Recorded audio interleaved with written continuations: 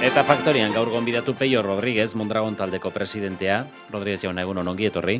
Egunon. Urte terdi laster Mondragon taldeko gidaritza hartu zenuela, kanpora gutxi hitz egin duzu orain arte, barrura begira, etxeko antolaketari begira jardun duzu batez ere? Bai, oin dela urte terdi hasi nintzen, eta lehenengo helburua izan da berez barnera lan egitea. Gaur da ematen deten lehenengo elkarrizketa, eta propio nahi genuen Euskadi Irratian, baina batez ere euskaraz eitzea lehenengoa. Barrutik taldea lehenagotik majo ezagutzen zenuen, Dano bateko zuzendari nagusi izan zara urte luzetan, 80 kooperatiba baino gehiago ditu Mondragon taldeak, 70 langile baino gehiago mundu zabalean. Pentsatzen taldearen dinamika horietaz jabetzea eta horiek norabide egokian lerrokatzea ez dela erraza izango? Bueno, ez da erraza, politxa da baten bate galdetu dizemuzkoa lana, politxe da. Ez da erraza, baina, adibide bat emango izu, porque nik uste modu oso na euskagu.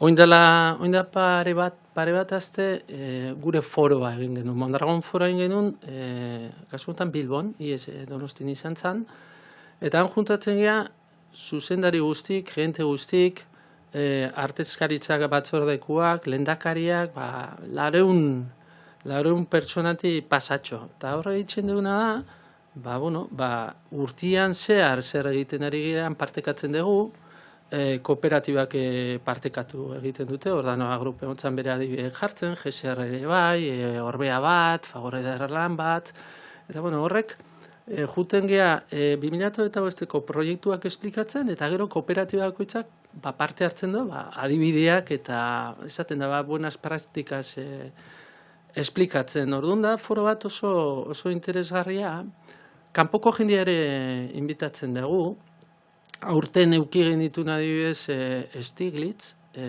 Nobel sari duna online euki genuen, Txinako enbajadorea baita euki genuen, eta Meta, Facebookeko digital arloko wearables, betaurreko inteligente hauek proiektu hortako zuzendaria ez.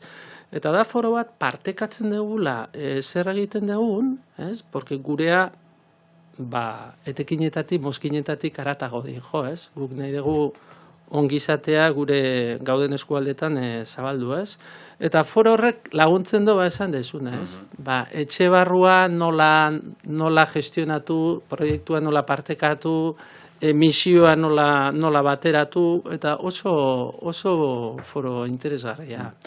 Tokatu zaizu talde honen ardura hartzea, berez hazkunde ekonomiko ziklo batean, ala gaudelako, baina aldi berean konplexutasun handiko aldi batean ere bai.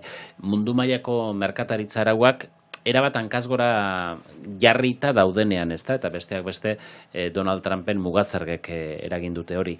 Indarrean sartu zirenetik, lehen hilabeteak igarota, nola eragin dizuela esango zenuke? Bai, batetik ekonomikoki, lan karga aldetik, merkataritza espektatiba aldetik, eta bestetik lan kultura aldetik. Oindala urte bete foro auki genuen eta pixkat esplikatu nuen.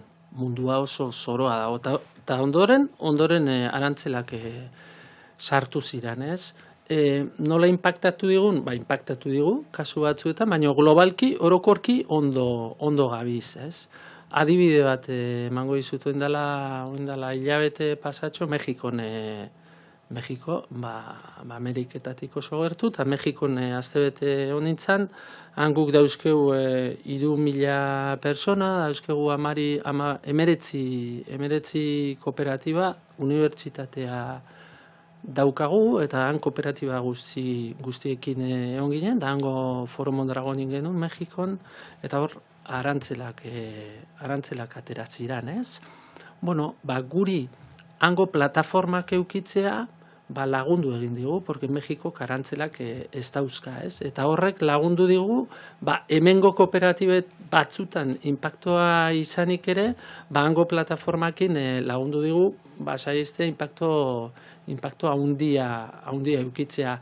Eta gaur galdetzen badiazu, datorren urterako arantzelak zer? Bueno, egia esan, flexibilidadekin adaptatu ingea eta aurrera jarraitzen egia. Baina merkataritza volumenean, salmenta volumenean izan dute inpakturik, gutxiago saldu duzu estatu batuetara? Produktu arabera, baten bai. Baten kooperatiba konkretu batetan zehose jetxido, baina beste batzutan gehitu egin da.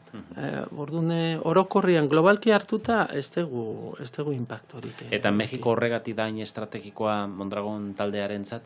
Bueno, Mexiko estrategikoa da, azkenian mundu aldatzen ari da, eta gure industrian guk Mexikora, Mexiko, Ameriketa eta Kanadara saltzen dugu, Txinara saltzen dugun hirukoitza. Eta gainera gehitzen ari da. Oin dela, lehenengo kooperatiba Mexikon Guadalajaran kooperazikintzon 80 zertan, 83 inguruan, eta arrezkio implantatzen dugu. Guk gure esportazioak mundu mailan industrian die 35% gorakuak. Orduan, Estatu Batuak, Norte Amerika esaten dena, beharrezkoa egotea da, eta han egoteak horrek laguntzen digu hemen ere lankarga gehiago eukitzea.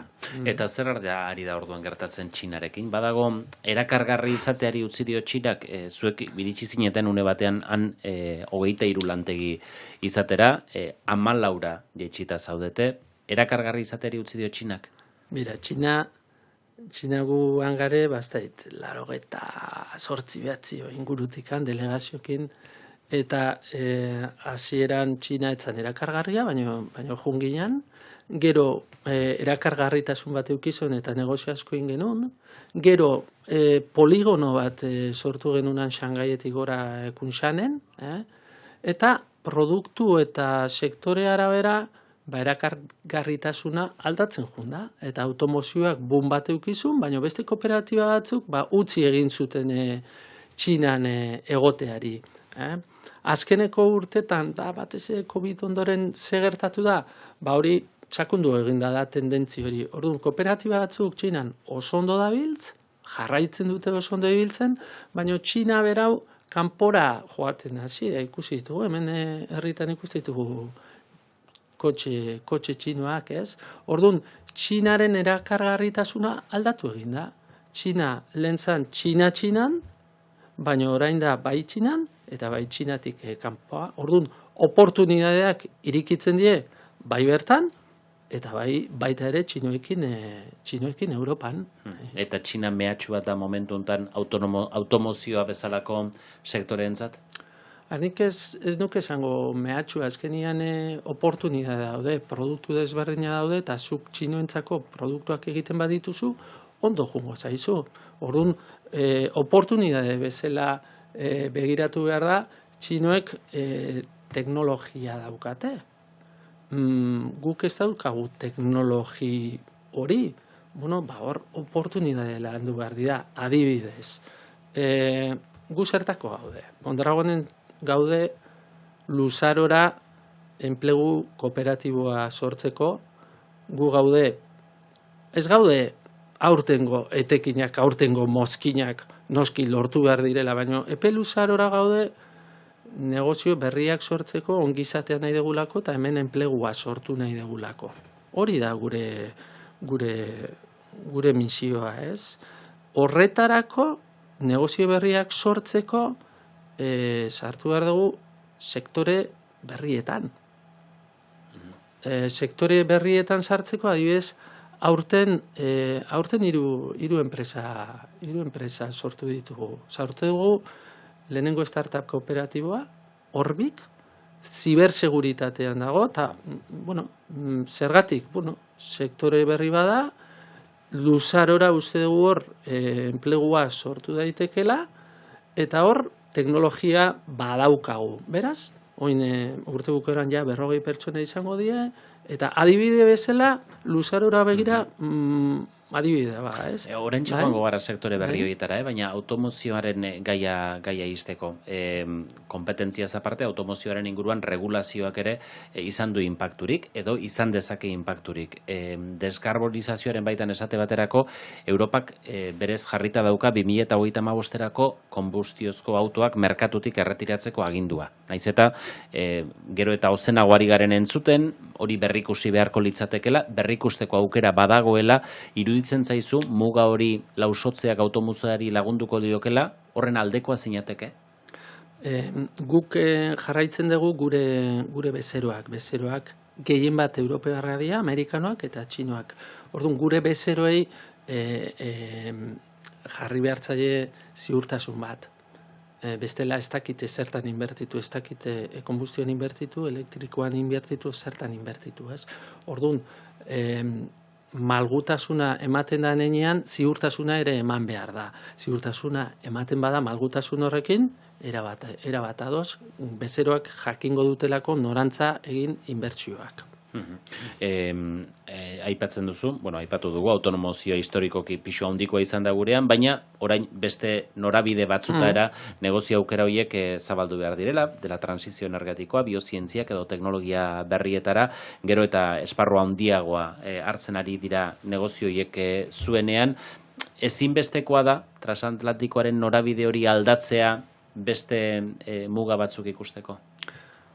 Guk bi negozio berrietan bi foko dauzkagu. Bata, dauzkagun negozioak indartu, ez da egun astu, gure negozioak adaptatu, indartu egin behar ditugu, ez da esan nahi, derrepente aldatu egin behar dugula, ez. Egiten egin egin behar dugu, hobe eta gaina adaptatzen joan behar gara. Adibidez, automozioa berrik izan dugun, pieza batzutan elektronika sartu behar da, ez? Adaptazio modu bat dago. Eta baita ere egin behar duguna da, sektore eta negozio berrietan sartu.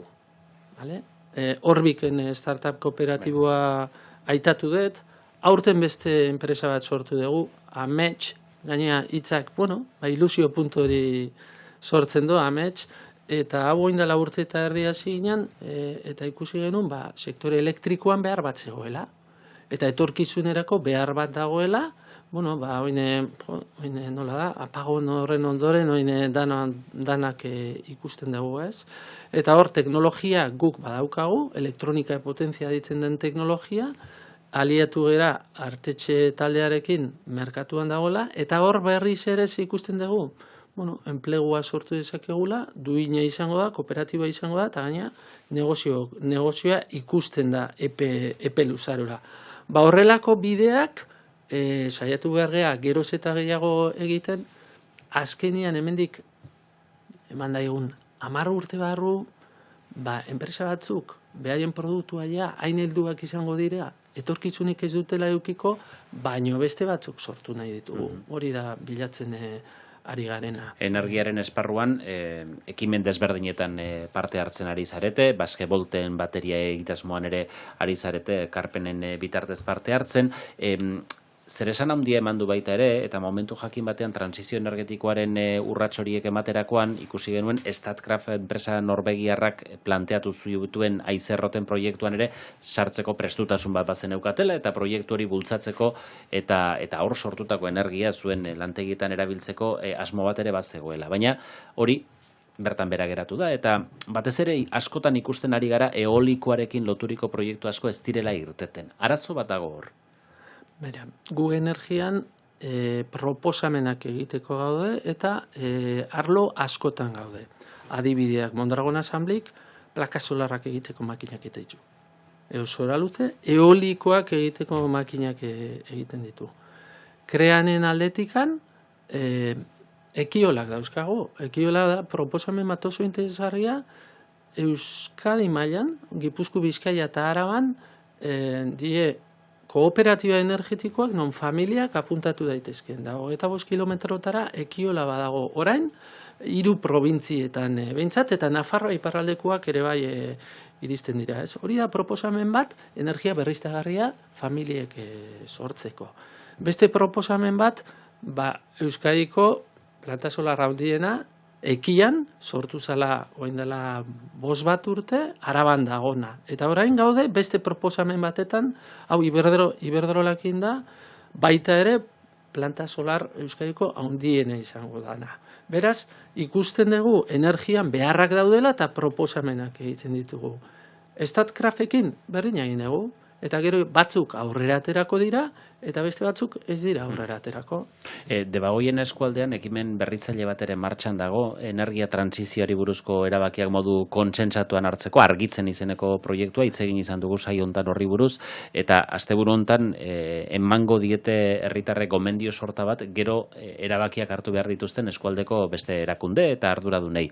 Espero duzu, prozesu parte hartzaile hontatik irten bideren bat? Nik uste prozesua positiboa dela, eta hor proposamenak atea behar dira, eta ia proposan horietako batzuk aurrera bazen.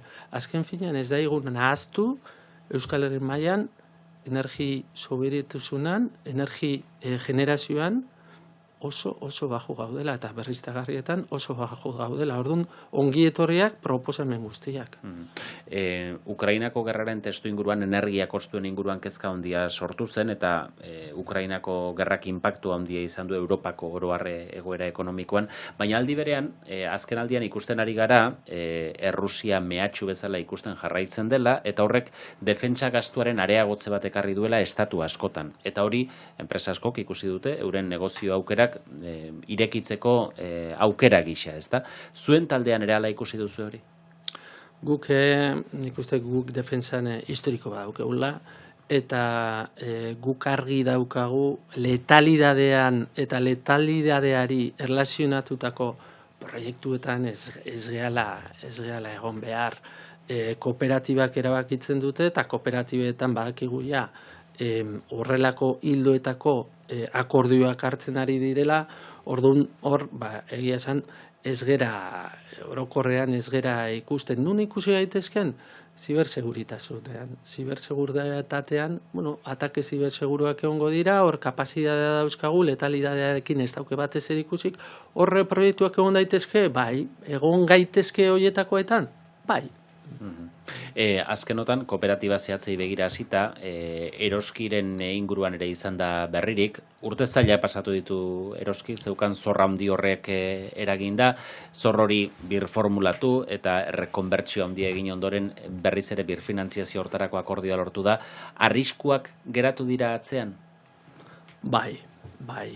Lehenik eta bain, zoriondu nahiko nuke, Rosa Karabel eta Josu Mugarra proiektu guztia aurrera bota, refinantziazio proiektu guztia aurrera bota dute, oso ondo itxi dute, struktura simplifikatu dute, kostua jetxi dute, eta notiziona da, Eroskiko otapiko milako enplegu horiei ez. Fokalizatzen dira orain, behin finantziazioa merketuta eta ondo strukturatuta, oain zer egin behar da? Negozioarekin jarraitu eta Eroski sendotzen jarraitu, denda berriak irikitzen, frankizia berriak egiten, beraz, nozizi oso positiboa. Enpresa askotatik iristen zaigun kezka da, lanpostu asko betetzeko zailtasuna dagoela. Falta dela egoki prestatutako jendea lanpostu zehatz batzuk betetzeko. Zuen taldeko kooperatibek detektatu dute hori, eta hala bada ze esparrutan dauzkatzue batez ere zailtasunak? Zailtasunak badaude, epe motzian badaude, baina, aurrera ateratzen ari gera, hemen guk begirada daukagu epe luzian. Aurten proiektu bat aprobatu dugu, Zorrozaurreko proiektua aprobatu dugu, non han ekosistema berri bat egin behar dugu Mondragon Unibertsitatearekin, ikerlanekin, Bikontek ere baita hor dago, laboral kutxa gertu daukagu ere bai, eta horre nahi duguna 10 milioi euroko funtsetik, Mondragon funtsetik asignazioa egin dugu, eta hor ekosistema berri bat sortu nahi dugu. Zertarako eta zergatik, demografian beharrak eduki behar ditugu, ingenieritza elektroniko, elektriko, datuak, informatiko, automatismoz mundu hortan beharrak izan behar ditugu, eta ez dago jenderik. Orduan, hori hemendik 2 urte barru konstrukzioa hasi da, 2 urte barru irikiko dugu, eta helburua da teknologia digital industrialean polo bat izatea, jendia kanpoko jendia ere etorri ahal izatea formazio hoietara, eta behin honea etorrita ahalbidetu bai gure kooperatibetara, bai enpresetara, kanal bat eta jende gehiago eukitzea zerratikan, demografian zenbakiak ikusita, hemendik 10 urte barru arazo larriak eukiko ditugulako, eta horregatik egin dugu asignazio hori. Eta nola espero duzue eskulan hori lortzea, nondik? Lehenengo izan beharrea atrakzio polo bat, xarma euki behar dugu, gazteak etorri nahi izateko. Lehen Orbik startup kooperatiboa itxatu dut, oin dela urte eta erdi 3 pertsona ziren, oin 40 pertsona inguru izango dira urte bukaerarako, ez dut euki arazorikan gaztiak ekartzeko, xarma dutelako, zergatikan, teknologikoa da, kooperatiboa da, startup kooperatiboa da, ez dago salmentan, etortzen direnak badakite hau hemengoa dela eta hemen geldituko dela, eta klabe horiekin bilatu behar da atrakzioa izatia. Eta gero, bestalde, Zorrozaurren proiektuan, lantzen ari gera beste unibertsitatekin proiektuak, ez? Mexiko aitatu dut, Mexikon unibertsitate daukegu, teknologiko de Monterrey unibertsitate ospetsua eta horre baita ere kolaborazioak egiten ari gera, eta hori bide bat izango da, Mexikotik honea etorri nahi duen jendia, laguntzeko, bai formazioan, bai eta etorreran integrazio ona egiteko. Aipatzen duzu, jendea erakartzeko gaitasuna behar dela, ez da? Kooperatiba izaerak erakartzen du jendea, kulturaldaketak ere ematen direlako, eta garaibateko implikazioak lanarekiko gaur egun askotan falta izaten direlako baita ere. Kooperatiba izaerak erakartzen du jende gaztea? Akaso kooperatiba hitzak ez, baina izaerak erabat. Gu eta jendeak sartzen denean hasten da ulertzen. Gu ez gaude epe motzerako etekinak, mozkinak ateratzeko. Gu gauden eskualdetan ongizatea hobetzeko, guk zertarako daukagu. Eta lanean hasten jendia, igual hasieran ez dago hori oso interiorizatuta, baina lanean urteak pasatzen dituzunean konturatzen den zertarako zauden ere bai, ez? Proiektua haratago dijo. Eta horrek, ni neu kooperatibista bezala, asko betetzen dizu. Eta hori indargune itzela da. Lehen Stiglitz Nobel saria aitatu dut. Gure Mondragon forora etorri izan. Oso garbi bidaltzezon mezua, azkenean zertarako gaude. Etorkizunerako. Kooperatiba askotan ala ere, kooperatibistak eta kontratupeko langileak aldi berean ari dira lanean, eta soldatapeko horien baldintzengatik ere kexuak sarri entzun izan dizkiegu sindikatu batzuri. Helburua soldatapeko horiek beti kooperatibista bihurtzea izan daiteke, ala kooperatibiste baldintza honei eta kooperatiben bideragarritasunari eusteko beste langile batzuk baldintza apalagoetan egon beharra dago. Helburua ez da hori, gure sistema ez da perfektua. Baina saiatzen ari gera, gure helburua kooperatibista bihurtzen da. Gure helburua da enplegu duina eukitzea da. Eta kasu konkretuetan puntualki egon daitezke arazoak, baina epe luzean nik uste dut gure historiak erakutsi dugula gure voluntuadea zein da eta hori garela, saiatzen ari garela egiten. Papeio Rodríguez, Mondragon taldeko presidentea, eskerrik asko Euskadi Irratira lehen bisita hau egiteagatik, aurrera ere izan daitezela gehiago. Mila esker.